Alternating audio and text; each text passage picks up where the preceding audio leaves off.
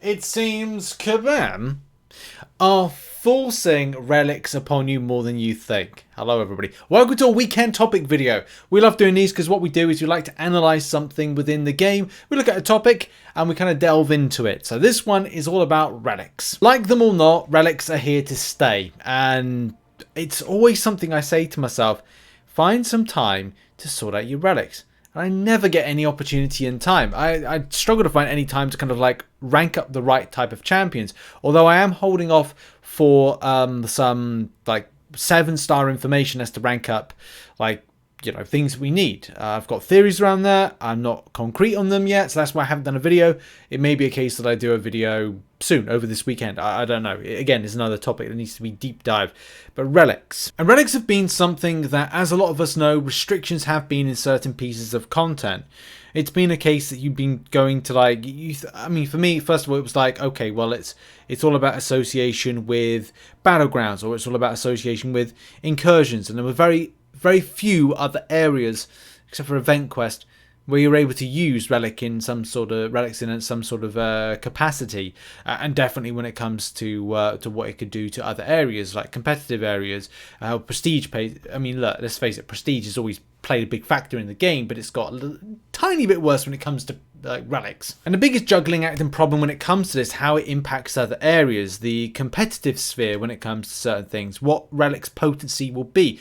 They're not overly potent, but they are in certain areas when it comes to relics. Having that particular prestige bump is really meaning that certain alliances, with certain champions chosen, with certain relic prestige that's added on into the ecosphere, like I'm talking 6-star versions of relics, it is pushing boundaries where you're seeing some of the top prestige be got by players. And obviously if you spend a lot of money and you had rank 5, 6-star materials, which a lot of people seem to got after Christmas and the holiday event, and as well after the events of EOP, well, if you get lucky when it comes to like the crystal side of things and getting that rank 4 to rank 5 gem you want, it's definitely shaking up the ecosphere when it comes to relics, but their usage has always been a little bit limited. Well, yes, limited, but also the usage of relics hasn't felt so much pressure to use. Now, yes, there is pressure to get involved with them for prestige and a few other things as well, but there's never been a pressure to kind of go, oh, by the way, if you use a relic in this quest, it may be beneficial for you. What are you talking about, Rich? Go into more detail about this. I will. And this is where the video kind of makes sense about how Kabam are kind of forcing you to get involved with them more. Now, here's the thing. I don't know whether or not there's not seen a great financial gain when it comes to Kabam kind of putting this out. I mean, look, you know, the way that they dealt with the apothecary and the way that, say, I don't know if relics were meant to be like the next kind of like micro-transaction-y thing within the game.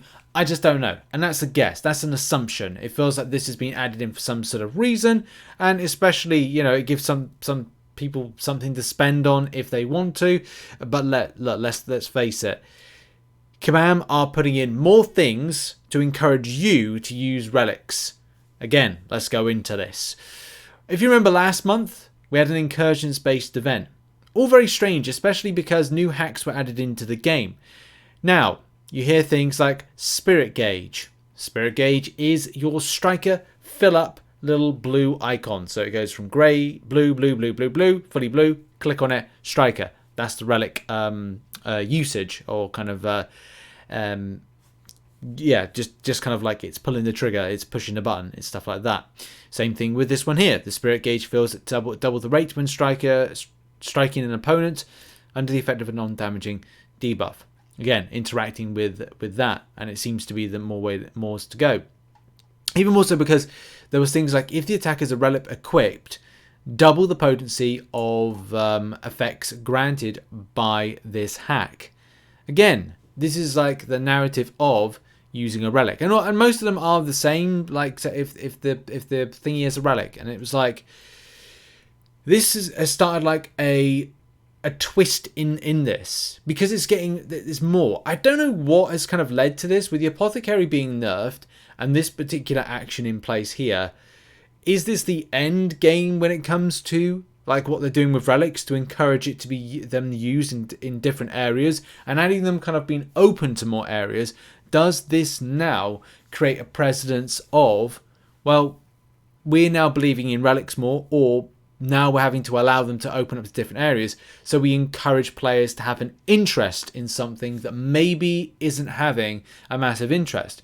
And, you know, something that's quite interesting is when I go into Battlegrounds, I'm seeing players that don't have any equipped relics, or very few relics. There's either those that have fully equipped them, or, you know, all of them are equipped, or very little are equipped, or none of them. And I think it's that very little and none that is very interesting, because these do give benefits. I'm not advertising them. I'm still trying to find time to kind of think about where I want to play with them in the game, making the decisions about the right champion to associate them with. And in the last few weeks, in the last week, it seemed that it's got more intensive, and it is something that you're going to find that is forced upon you.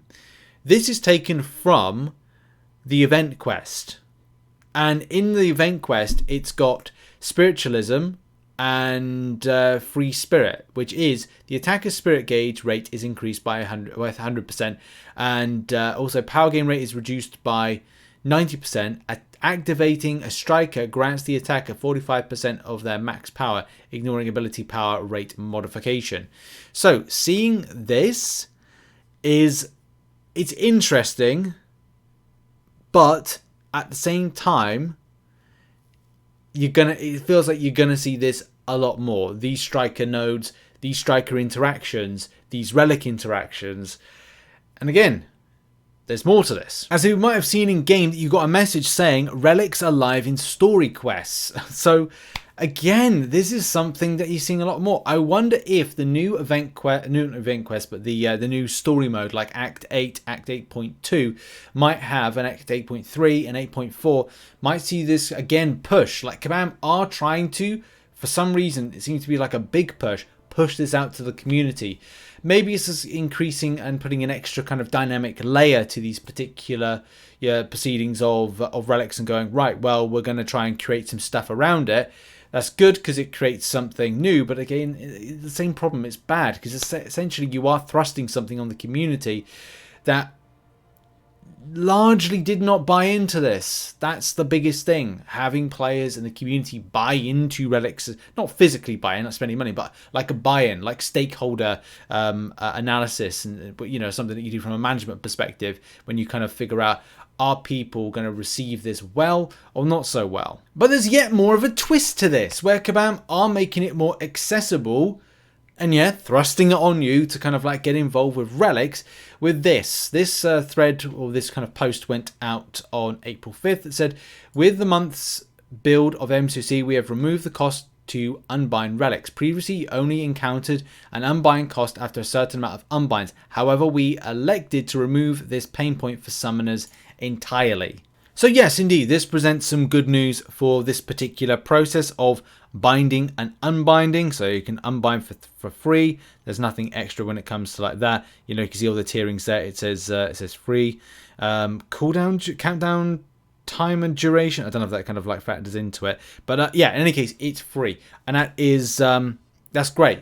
And long may stuff like this continue. But again, it does come back to that point of going, look, it's essentially forced upon you when it comes to relics that you're going to have to get involved with them. And look, here's the thing, Kabam aren't going to remove them anytime soon. It's something that I keep on saying, I need to spend more time to kind of like figure out where I'm going with relics. I've still got relics assigned to champions that I just put in for testing purposes. And maybe this was something of an encouragement for me to go, okay, well now it's free, I get to kind of like unbind and then think about champions that I want to associate certain ones with, like the Valkyrie relic with Valkyrie herself, quite possibly. That's a good option. I got a 6-star relic, 6-star Valkyrie now, so I can assign that with that one.